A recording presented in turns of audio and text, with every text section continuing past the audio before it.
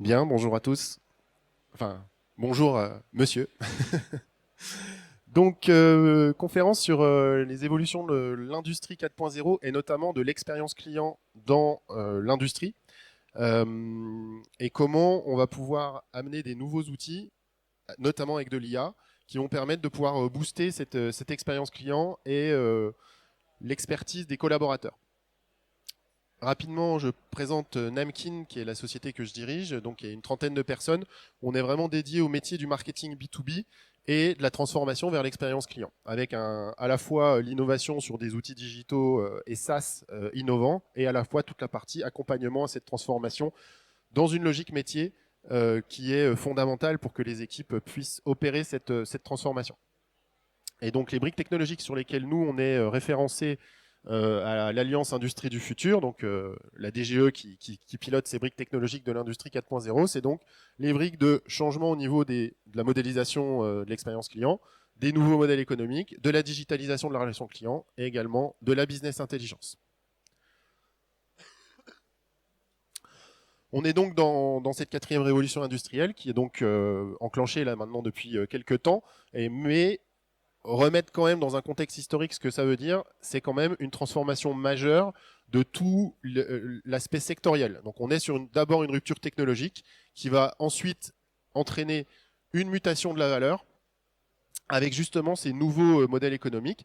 La mutation technologique, c'est l'interconnectivité des systèmes. Cette interconnectivité, elle permet d'imaginer de nouveaux services et donc cette servicisation de l'économie, de la relation client-fournisseur devient fondamentale.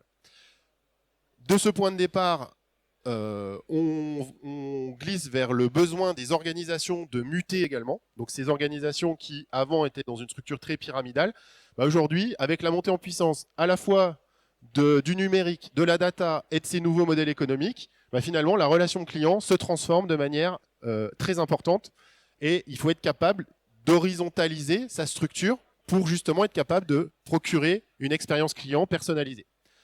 Ça implique une mutation des métiers.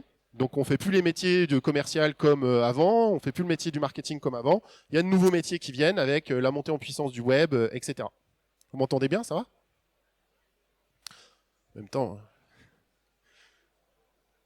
Donc, si je compare entre l'industrie 3.0, c'est-à-dire depuis les années 70 jusqu'à maintenant, on passe d'un modèle productiviste à une économie de la connaissance ou de l'expertise, et on passe d'une relation donneur d'ordre sous-traitant très pyramidale dans la filière, ou très, je dirais, verticale, à une structure complètement horizontale, et notamment avec ces logiques d'écosystème. On pourrait aussi l'illustrer de cette façon, c'est-à-dire, c'est donc ça, c'est un graphe qu'on a fait en interne chez Namkin, ce qui montre l'évolution de l'attente du client et du coup l'évolution que va avoir le fournisseur dans son approche de sa relation client. Et puis au milieu, on a des fonctions marketing et vente qui changent. Donc ce qu'on peut voir dans ce type de graphe, c'est que petit à petit, et depuis le début de la troisième révolution industrielle, finalement, ce donneur d'ordre qui demandait un produit et qui était parfaitement capable de structurer un cahier des charges sur ce produit-là, et donc le fournisseur qui était un exécutant ou un sous-traitant, on se rend compte qu'on est en train de muter vers de plus en plus de services, de plus en plus, je dirais, d'incapacité du client à décrire un cahier des charges ou à concevoir ce cahier des charges de manière technique. Donc finalement, le concepteur devient le fournisseur. Donc, et le demandeur, finalement, a des besoins de fonctionnalité. Tout ça pour arriver à un besoin de servicisation et de solutionneur en tant qu'offreur de solutions. Cette expérience client et cette organisation, on peut la structurer de cette façon, c'est-à-dire un moment de découverte, un moment d'engagement, un moment de conversion et un moment de fidélisation. Et finalement, dans l'entreprise, cette structure avec le commercial, qui est la rockstar de l'entreprise, par qui tout le monde passe côté client pour agréger toute l'information.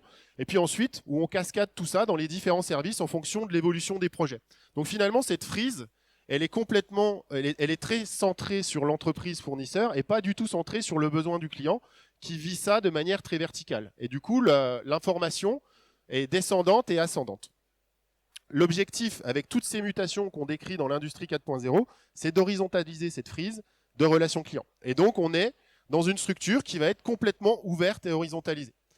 Pourquoi? Parce qu'en fait, il y a de nouveaux points de contact qui arrivent avec la montée en puissance du digital, et donc de nouvelles personnes, de nouveaux services. Donc c'est plus le commercial qui s'occupe de tout, le commercial, il a reculé vers tout ce qui est moment d'engagement et de conversion. Plus aucun commercial ne fait de prospection.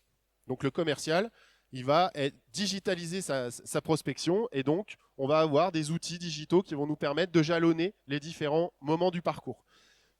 Tout ça génère de la data qu'il faut à la fois enrichir et collecter de données extérieures et être capable de les agréger pour réenrichir le parcours des clients.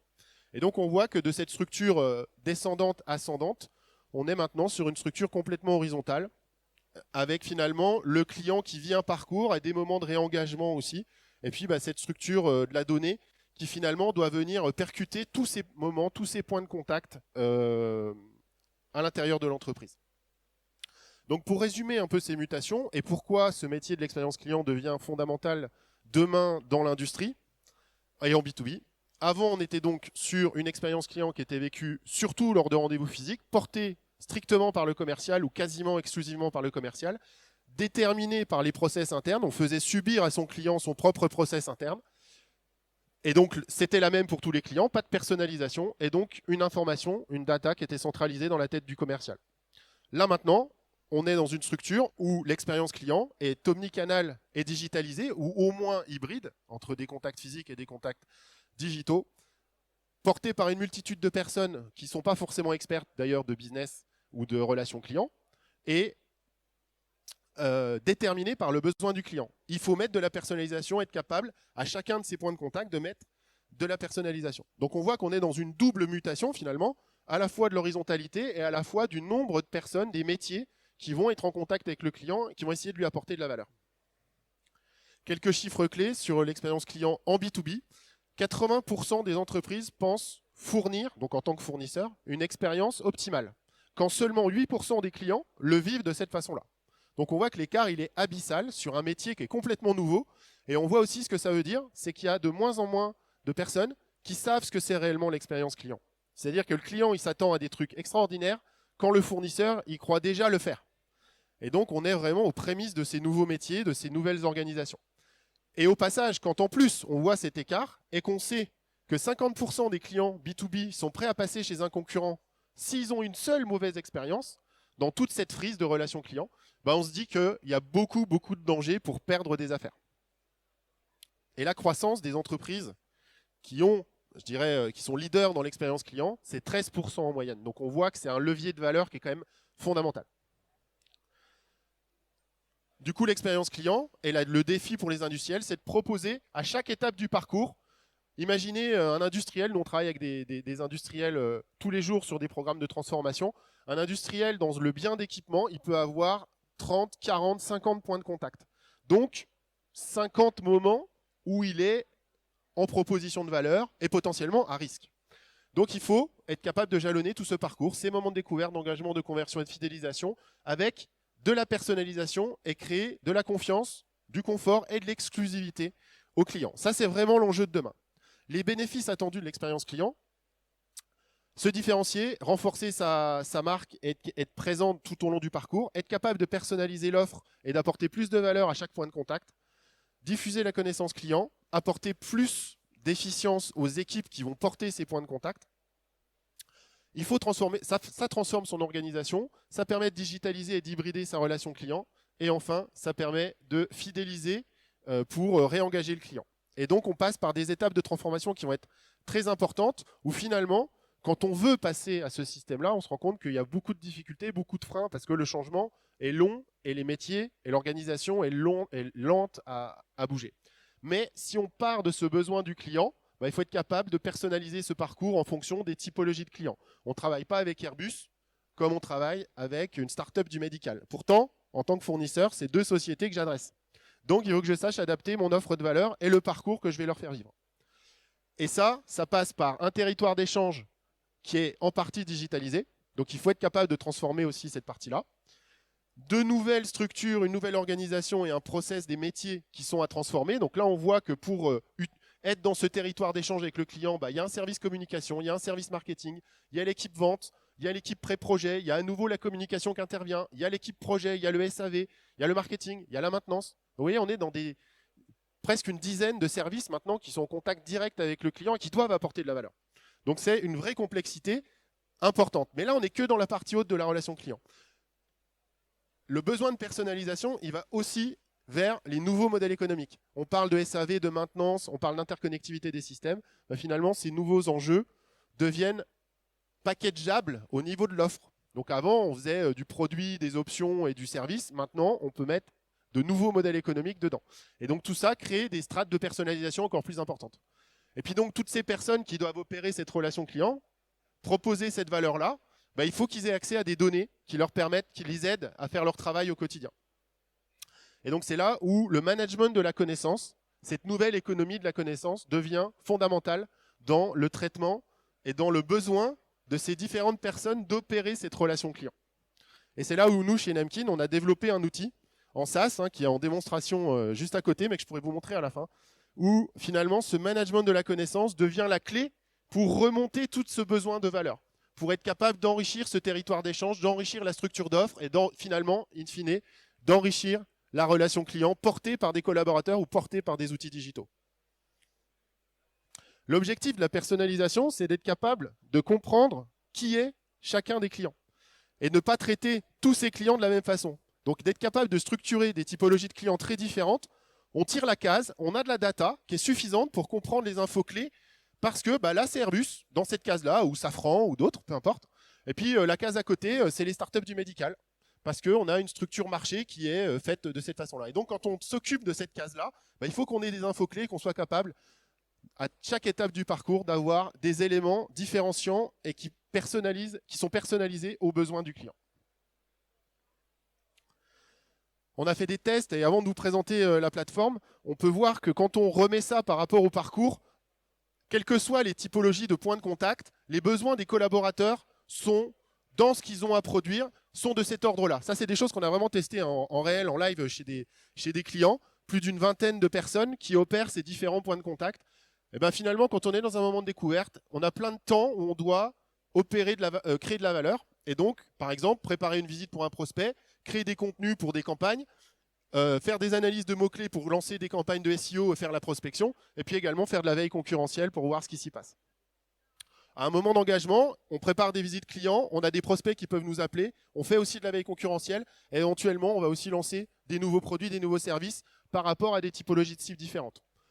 En moment de conversion, on doit aussi être capable de créer du contenu personnalisé, quelle que soit la typologie de contenu, renouveler les contrats, personnaliser des rendez-vous, faire de l'onboarding de clients, et puis en moment de fidélisation, qui est souvent un moment complètement oublié par les industriels, hyper important, donc de relancer le client, de diffuser du contenu personnalisé, de suivre les concurrents aussi, et de créer des événements pour les réengager.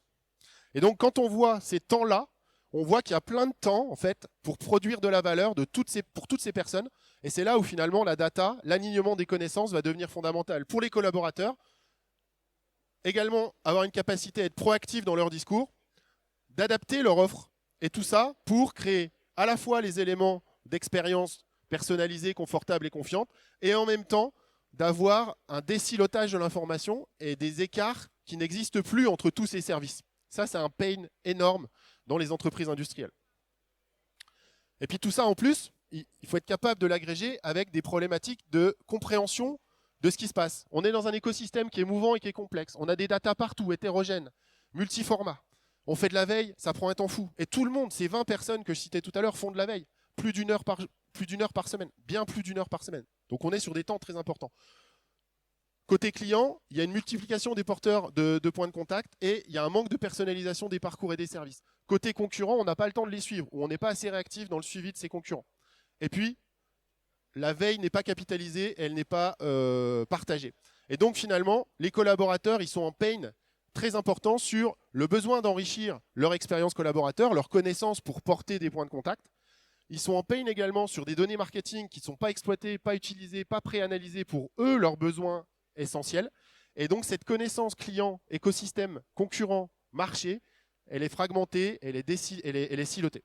Donc l'objectif de la plateforme qu'on a développée, il est justement d'être capable de collecter Ah, c'est pas très beau ça.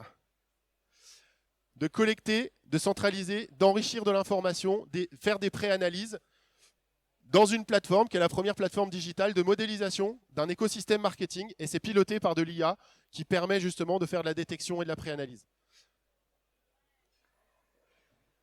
Je vous montre la plateforme, sauf si vous avez des questions particulières. Pas de questions, mesdames? Vous voulez voir la plateforme? Attends, c'est pas fini. Tac, tac, tac. 2 secondes.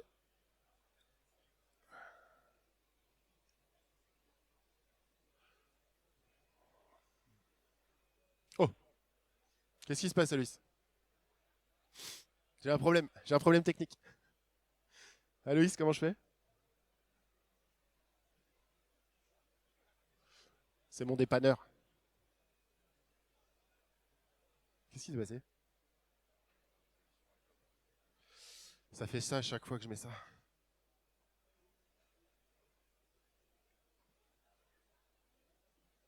Sinon, tu me passes en full ici. Attends 2 minutes. Il est quelle heure? On a le temps, Franck, encore? Vas-y. Ouais, j'avais 40, ouais. 20? Non, 11 heures. Je suis là, ah, mais c'est bien. Ok, oui, mais il n'est pas tactile. Oui, ok. Donc là, vous voyez, vous avez donc cette plateforme qui est un démonstrateur qu'on appelle Olympe. Il est disponible là-bas sur un bel écran tactile qui fonctionne super bien. Et donc, c'est ce type de plateforme qui vise à répondre à justement tous ces pains ou tous ces besoins d'enrichissement de la relation client. Donc là, on est dans un écosystème euh, complet de business, interfacé à la CRM. Donc dans cette CRM, il y avait à peu près 1200 clients. Nous, on n'en a conservé que 800 après un travail de cleaning. Donc on a 800 clients, 40 concurrents et des comètes, des donneurs d'ordre du secteur qui sont agrégés. Donc à peu près 1000 entités. Et dans ces entités-là, on va chercher donc des sources de données qui nous permettent, qui sont essentielles, qui sont issues des réseaux sociaux, donc LinkedIn, Twitter par exemple, les données de leur site web, parce qu'ils agrègent du contenu sur leur site web, et de la donnée publique de sources de presse spécialisées pour justement être capable d'avoir, je dirais, un contenu qui est essentiel à ce niveau-là. Et donc ensuite, tout cela est structuré par secteur d'activité, avec donc tout ce contenu là par exemple sur cette plateforme, c'est 80 000 articles, plus de 80 000 articles. Personne dans les différentes personnes qui portent des points de contact, les différents services, personne ne lit 80 000 articles, c'est impossible. Donc le but de la plateforme, c'est justement d'être capable d'aller chercher l'information là où elle est et de la fournir aux justes besoins des utilisateurs. Et les utilisateurs, c'est les collaborateurs en interne, tous ceux qui vont participer à la relation client.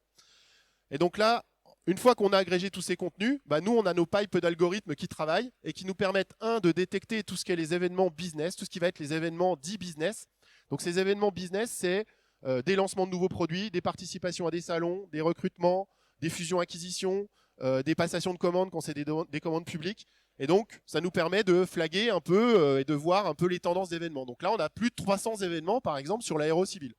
Plus de 200 événements sur la défense. Et puis, donc, on voit le contenu, on le compare par rapport à trimestre par trimestre, mais aussi on peut le comparer mois... Merde, je peux pas le faire ça. Mois par mois. Bon, c'est pas grave. Ensuite, on vient chercher deuxième pipe d'algorithme, c'est la partie détection de critères, détection de tendances. Donc, ce qui est important, c'est de comprendre, ce qu'on a envie de savoir, c'est comprendre ce qui se passe secteur par secteur, client par client, concurrent par concurrent. Donc, ce qu'on a envie de faire, c'est aussi de comprendre quels sont les critères les plus importants. Et donc là, par exemple, sur le marché IHM, eh ben, on a 10 articles qui vont parler de ce critère d'accessibilité, avec différentes sociétés, par exemple, qui en parlent. Et donc là, on va voir. Alors là, on voit qu'il y a des doublons, mais bon, c'est pas forcément très grave. Ah, j'arrive pas à naviguer. Et donc là, on voit l'article en question et le contenu texte qu'on arrive à marquer. Et ça, on peut le faire. Je suis désolé, j'ai une navigation qui va être compliquée. Et donc ça, on peut le faire pour tous les critères, tous les moments. Donc ça nous permet de voir quels sont les critères les plus importants. Et donc après, on peut aller dans les marchés. Donc à l'intérieur des marchés, vous allez avoir une info qui est condensée pour comprendre tout ce qui se passe sur ce marché-là par rapport à votre besoin d'écosystème. C'est-à-dire que c'est centré sur vos utilisateurs, vos clients, vos prospects, etc. Et donc là, on voit les différents critères. Donc là, il y en a 3. Nous, on va en chercher plus d'une quarantaine. Mais donc, on a 3 critères. Et donc là, il y a un buzz sur le mot bruit. Et c'est assez marrant. Alors, c'est pas uniquement ce mot, mais c'est tout l'univers autour de la sonorisation, des conditions d'hygiène et de sécurité et de confort dans les usines, etc. Bon, bah voilà. Dans la défense et dans mon écosystème, c'est de ça que ça parle. Sur LinkedIn, par contre, j'ai 1000 occurrences sur technicité. Donc, on voit que tout le contexte technique est un élément hyper important. Et donc, on peut aller voir ensuite, se comparer par rapport à ses concurrents. Pour comprendre si j'ai un rendez-vous chez un client et que je suis en compétition avec Rosenberger, bah, je vais voir que Rosenberger, il parle de design en ce moment. Pourquoi il parle de design, bah, on ne sait pas, mais on peut aller voir. Et ça nous permet de voir en fait que fait mon concurrent en temps réel et de trouver de quoi il parle. Donc là, bah, il y a 10 articles qui parlent de design. Alors des fois, vous voyez, hein, on a un nouveau recrutement, mais strictement dans le design. Donc voilà le type d'information qu'on peut aller chercher, se comparer à ses concurrents, aller chercher d'autres critères aussi. Donc là, tout à l'heure, par exemple, on avait le critère bruit. Ben, on va aller voir ce qui se passe sur bruit aussi. Donc j'ajoute ce critère. Pourquoi j'ai pas de données? Il faut que j'attende. Ah, c'est parce que ça mouline. Il faut que je mette un deuxième critère, c'est ça, Loïs? Alors on va parler de design tout à l'heure. Voilà, on va mettre ces critères-là. Et vous pouvez construire votre graphe comme ça, concurrent par concurrent. Donc là, vous voyez, bon, ça ne dit pas grand-chose parce qu'il y a certains critères qui ne sont pas là, mais celui de tout à l'heure était plus pertinent. Et puis on peut aller voir ces critères-là, ce critère de technicité qui a l'air si important, bah, on peut aller voir qui parle de ça de manière générale. Donc on peut aussi centrer l'information sur les types de contenus. Et donc là, on voit que dans tous les marchés, bah, finalement, celui qui parle le plus de technicité, c'est Schneider Electric. Et puis éventuellement, je peux aller filtrer sur mes différents marchés. Donc là, on va remouliner la data. Et finalement, bah, on voit que c'est Safran, Boeing et Thales qui ont beaucoup d'informations à ce niveau-là. Et ça, je peux le faire aussi par rapport à mes concurrents. Et tiens, ce que je vois, c'est que Molex a l'air très actif sur cette partie technicité. Là, on voit aussi, côté client, au fur et à mesure du temps, qui en parle, quels sont les pics, etc. Donc on voit qu'on peut avoir vous voyez, des éléments, je dirais, qui viennent alimenter l'analyse, le besoin de chacun de ses collaborateurs à chaque moment. Si j'ai un rendez-vous avec Safran et que je sais que dernièrement, ils ont fait des éléments sur technicité et que je peux lire ces articles-là la veille du rendez-vous, bah, je suis en train de faire un marketing hyper précis en temps réel et j'ai pas eu besoin d'appeler le commercial, j'ai pas eu besoin que la data soit posée quelque part, elle est automatiquement mise à disposition, pré-analysée pour ce rendez-vous-là. Et en plus, sur ce rendez-vous avec Safran, bah, je suis en concurrence avec Molex. Bah, je vais aller voir Molex et je vais voir de quoi ils parlent eux en ce moment, quelle est leur coloration, quels sont les critères sur lesquels ils communiquent. Et donc, je vois tous les contenus autour de Molex, par exemple, ici, qui vont nous permettre de voir, et tiens, il y a un article de presse qui parle d'eux dans Electronic Specifier. Et donc là, bah, nos algos, ils ont détecté tous ces éléments-là qui nous permettent de classifier l'information. Et donc voilà. Donc je peux lire l'article. Il faut le lire, hein, je pense, dans ces cas-là. Mais au moins, la machine a ségrégé toute l'information en direct.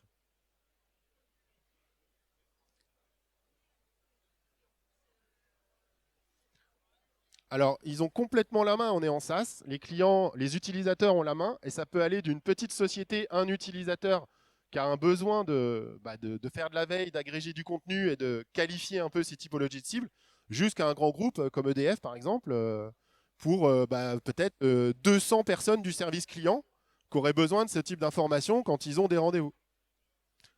Ça reste B2B, nos algos sont structurés pour des process de vente, je dirais, avec de la réflexion, de la rationalité et des process de vente longs. Donc on ne fait pas ça quand on va dans un supermarché pour acheter de la lessive. Hein. On est vraiment dans une analyse qui est plus fine que ça et qui permet aux industriels qui n'avaient pas d'outils comme ça. Il n'y a pas d'outils comme ça aujourd'hui pour les industriels.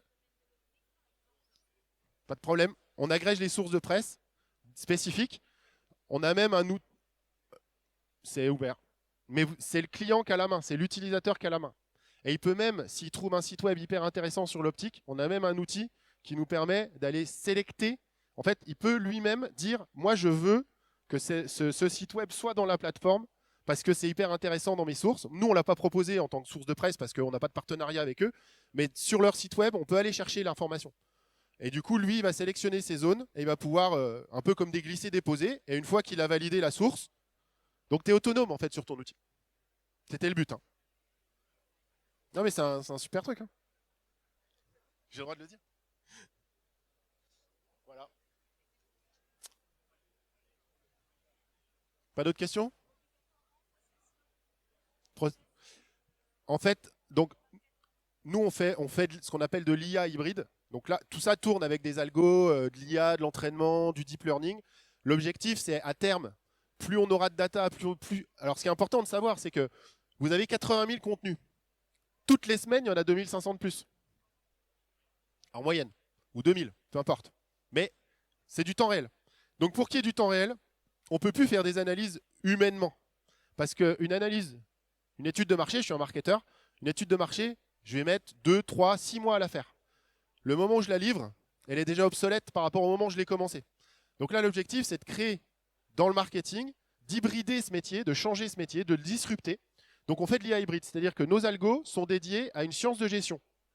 Et ensuite, on fait du deep learning dessus, évidemment. Mais science de gestion. Et donc science de gestion, B2B versus B2C, il y a des différences qui sont fondamentales. Le cycle de vente est beaucoup plus long. On ne s'adresse pas à des millions de consommateurs, on s'adresse à 800 cibles, 800 entreprises, ce qui est très faible. Il faut faire du qualitatif. Et en plus, en fonction des typologies de société, les cycles de vente peuvent être très longs. Quand vous bossez avec Sidel, vous avez 12, 15, 20 mois de cycle de vente. Donc forcément, les points de contact, ils arrivent petit à petit. Quand on est CMS aussi, par exemple, ça peut durer très longtemps parfois, les projets. Et puis, si vous êtes comme eux dans la vente de composants, ça peut être très rapide. Mais il va y avoir du sur-mesure. Mais tout ça permet en fait aux collaborateurs, de s'acculturer au marketing, de partager de l'information et d'enrichir leurs connaissances pour porter la valeur de ce qu'ils doivent faire. Aujourd'hui, les gens du SAV, ils viennent pas juste dépanner sur site. Ils peuvent prendre de l'information. Ils peuvent dire aux clients Safran, tiens, j'ai vu que Molex, il faisait ça. C'est cool. C'est cool, ils ont de l'information. Ils sont capables d'être alimentés en connaissances business, connaissances écosystème. Sur des fonctions qui ne l'étaient pas. Avant, c'était le commercial qui faisait ça. Maintenant, c'est 10, 15, 20, 30 personnes différentes. Dans une PME de 100 personnes, vous avez en moyenne 20 à 25 personnes qui sont à un moment en contact avec le client. On travaille avec une société, celle-là d'ailleurs, qui bosse, qui a fait le bêta-test et créé cet espace-là. Donc ils sont 500 personnes, ils ont plus de 100 personnes qui sont en contact avec le client dans le monde. Et ils ont des unités aux États-Unis, etc. Ah bah oui, je ne vous ai pas montré la petite fonctionnalité bonus. C'est qu'en plus, toute cette data, on peut la ségréguer par zone géographique. Parce que l'entité... Ah, ça charge, excusez-nous. Alors pour tout vous dire, on est connecté à un téléphone. Donc ça mouline quand même pas mal parce que on est connecté à un téléphone. Pourquoi je peux cliquer là? Aloïs, c'est bon? Voilà.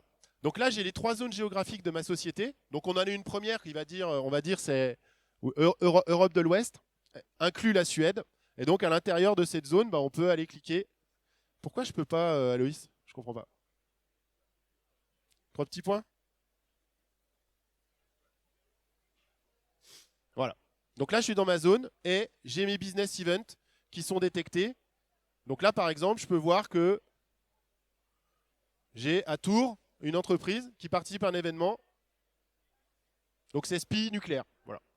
Et donc, dans mon écosystème, là, j'arrive à voir sur ma zone Europe 390 clients, 9 concurrents, différents éléments comme investissement, etc. Et je vais avoir des sources de presse qui vont être spécialisées et qui vont me permettre, j'arrive plus à zoomer.